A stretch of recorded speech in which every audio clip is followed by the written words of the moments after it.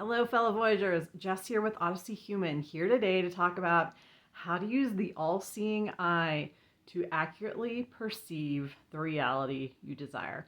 Welcome to the channel. This is a place where we help you hack through the jungles of consciousness so you can discover the hidden treasures inside of you. My friends, it's all there ready and waiting to be activated by you, through you, for you.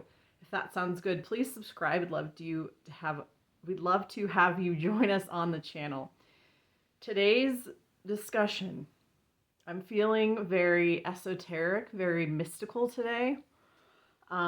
It's also the day before my birthday when I am recording this, and so yeah, there's just something in the air that's inspiring to me today, and I have a special treat for you because I don't typically talk about, esoteric or hermetic things or anything like this, but today we're going to go there.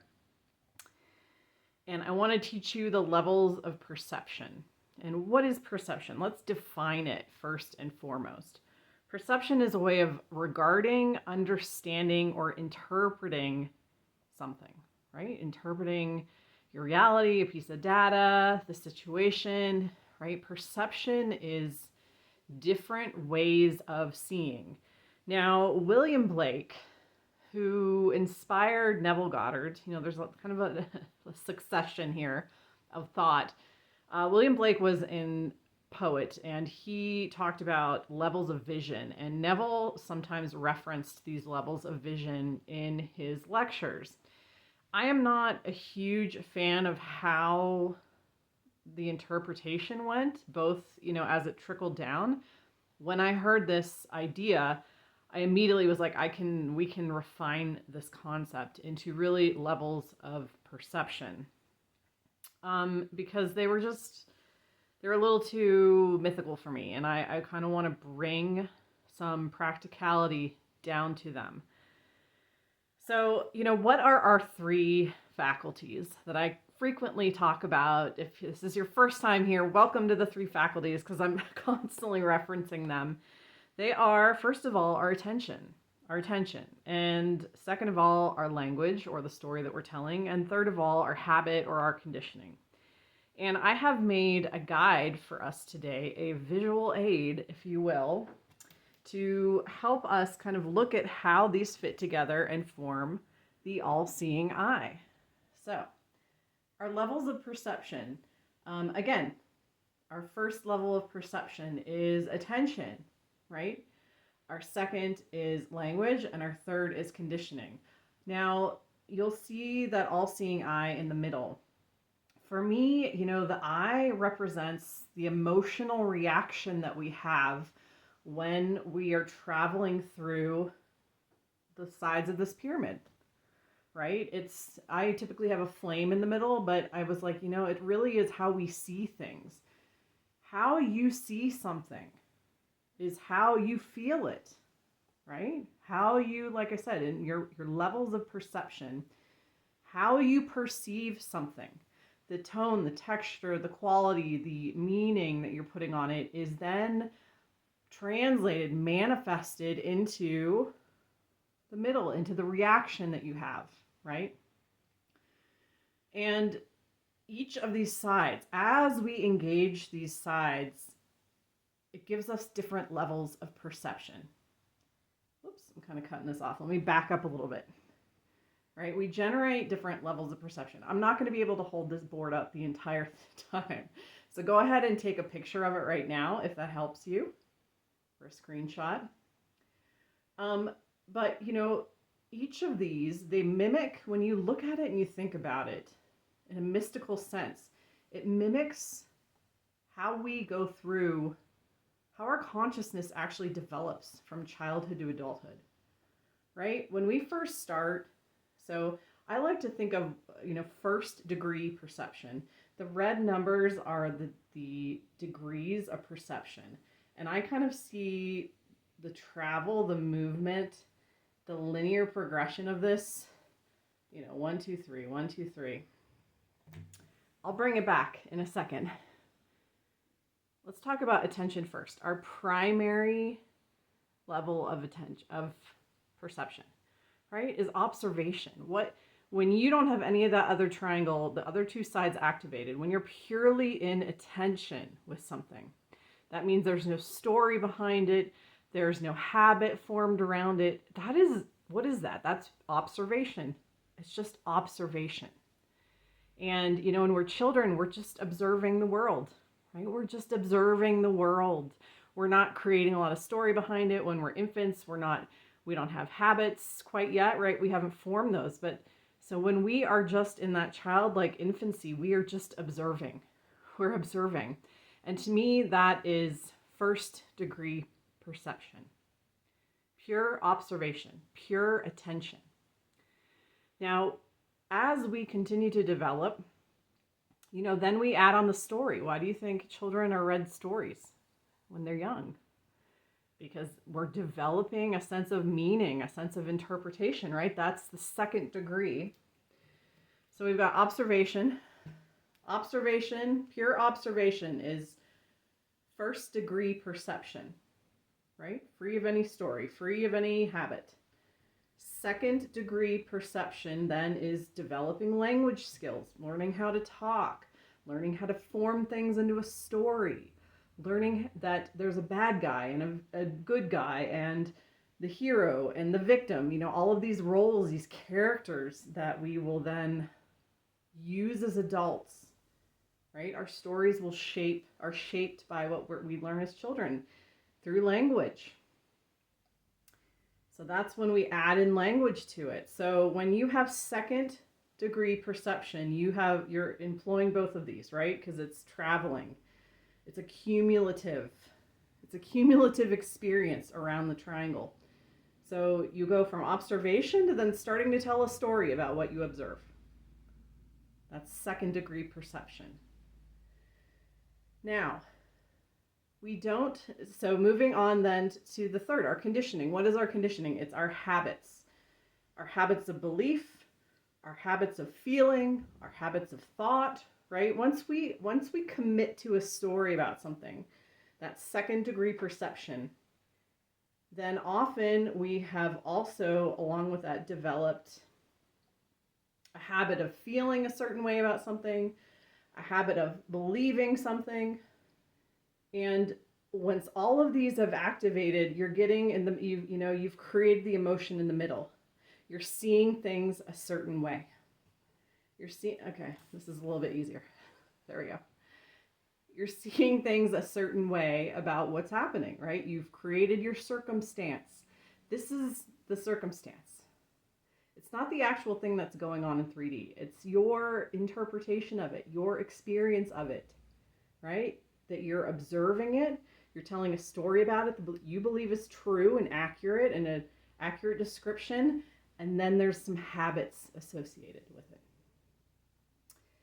Now, not only does this mimic the journey we go through as children, this mimics the habit cycle. I don't know for you, those of you who have read Charles Duhigg's Power of Habit, great book, very simple, breaks it down. Same thing. You can say your attention is the cue, right? We are cued by something coming into our awareness. It gets our attention.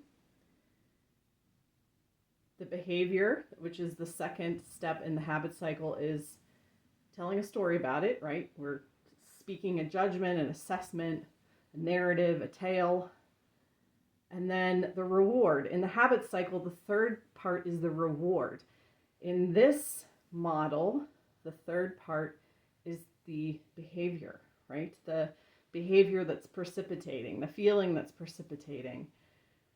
When we feel bad because we don't have our SP, the reward is that we are being realistic, right? We're just describing the situation as it is. Now, if we want to start leveraging this information, we have to change our habit, just like with the habit cycle. We've got to also change the progression of the triangle. So if you want to manifest different results in your 3D, you have to interrupt this process. You have to change your habit. And once you do that, right? The projection that is your 3D reality is going to shift because you have changed internally. So when they say there's nothing to change but self, this is the self that you are changing. This is the process that you are interrupting. This is how you change yourself. And so if you don't do this, this is why you continue to see the same things in your reality. Now, what I have found is that if I can actually trace everything back, all my manifestations, I can think, where was the last place I parked myself with this process? Right? If I had a negative thought about somebody and then later that day we end up getting in a fight, or sometimes in my mind I visualize like having some harsh words with them, or the opposite happens, something good happens. I can trace it back to something got my attention, I told a quick story, and then I went into the emotional response or the behavior that followed that, and then I let it go, and then I woke back up and became aware that that's what happened when it manifested in my reality again. It grabbed my attention again. And that's why you're often told to let things go, right? When you're manifesting, let go. Think about it, visualize it, and then let it go, because where was the last place you parked it? And I say parked is because, like, when we're visualizing and we're thinking about something and we're experiencing it inside of ourselves, that's what we do, right? It grabs our attention, we tell a story about it, we feel the feels, and then we're just kind of like, oh, that's it. Because when we believe something is true, we feel safe to release it. We feel safe to release it. And then again, a few days, a few hours, a few months, a year or two later, we wake up into the reality, the manifested reality where that is now true, because inwardly, we were that. We became it. Our beingness went through that cycle to be it, and then we let it go. And that is what, that's what our subconscious draws from, is this perception, these levels of perception. Our subconscious draws from them to then project out and self-generate our experience. That's what it draws from.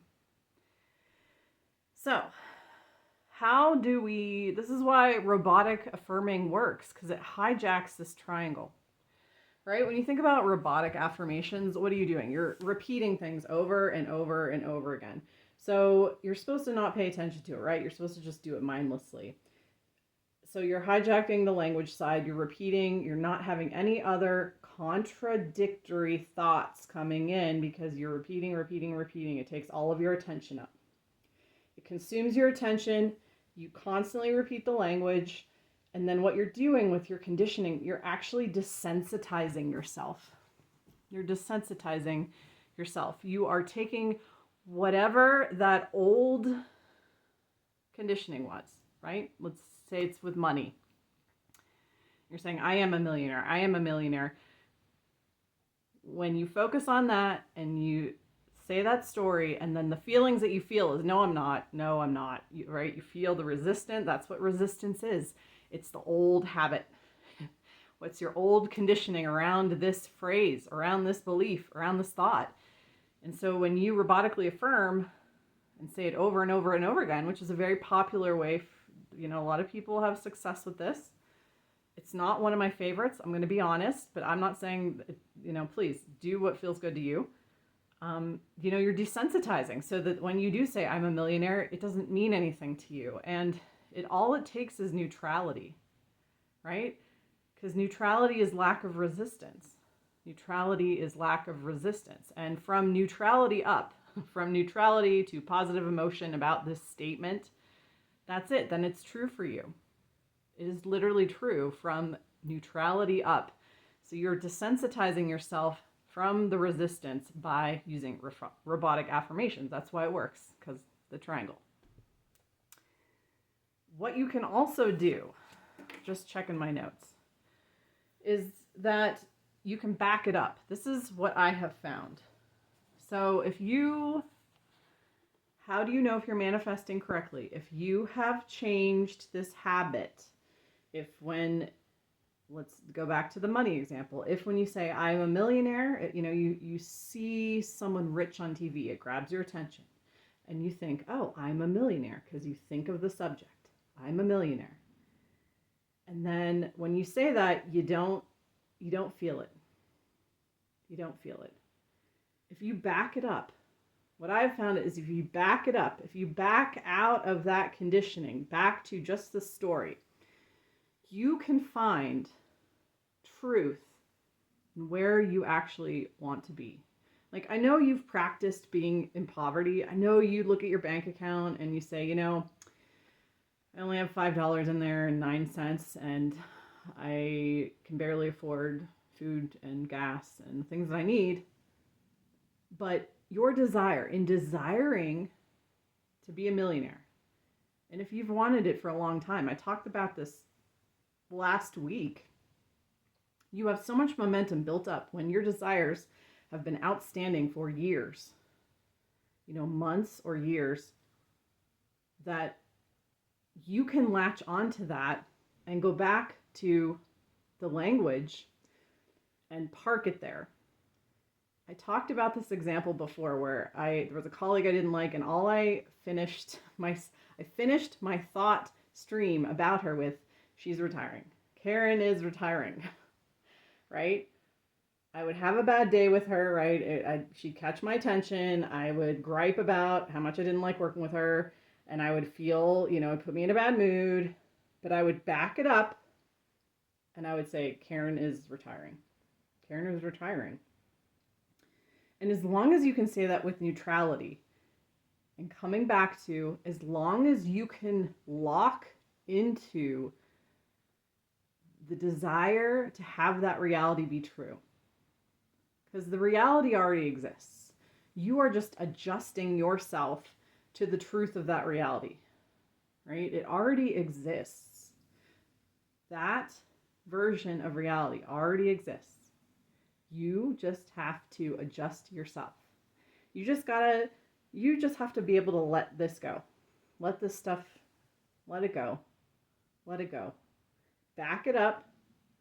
And what I did, I backed it up and said, Karen's retiring, and I would leave it at that. And then I would shift my attention somewhere else. I'd go do something else.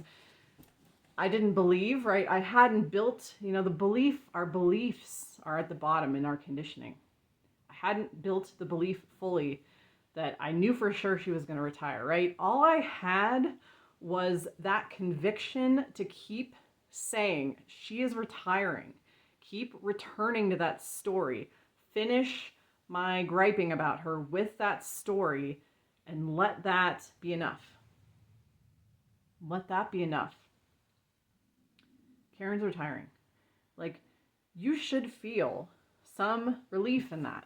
You will feel some relief. You will feel some happiness. There will be a little emotional kickback in just backing it up, telling that simple story, keeping it short and sweet, not forcing yourself, right? When we try to force ourselves to believe things, that is what creates resistance. Resistance is the old habit. That means you're reinforcing the old habit, right? That old pattern of response. So back it up to the language part, say the statement, let it go. And if you keep parking your perception in that, it will be true. It is true. It's true in the simple fact of you parking it there, right? And then it will manifest externally. And then you can really build, and then once it is true out in the real world, when she was retiring, then I really believed it. I felt the relief. I felt overjoyed. I felt excited that I had created this. I felt that conditioning part, really the meat of that. As long as you can back it up, say it with neutrality, or even just observe. You can even, there was that old school manifesting where they would just tell you to let go of something completely. Do you remember that? Do you remember that great advice? But that would work, because if you're just moving, if something is really bothering you and you can just move into a space of radical acceptance of it, If it's in your face every day and you see it every day and you have to deal with it in a sensory way, and if you can just move to a place of observing it, pure observation, it releases its hold on you, right? You release your hold on yourself around this, of just being like, okay, I see this. Okay.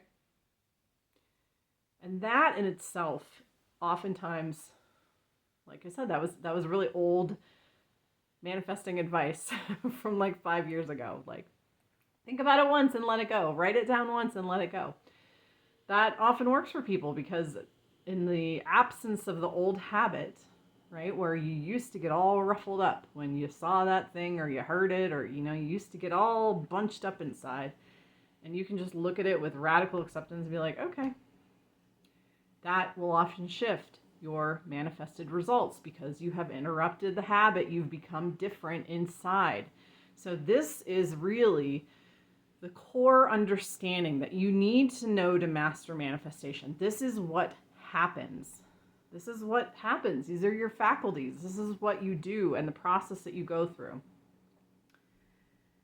All you need to do is back it up into second degree perception. That's as far as you need to go to really guarantee results.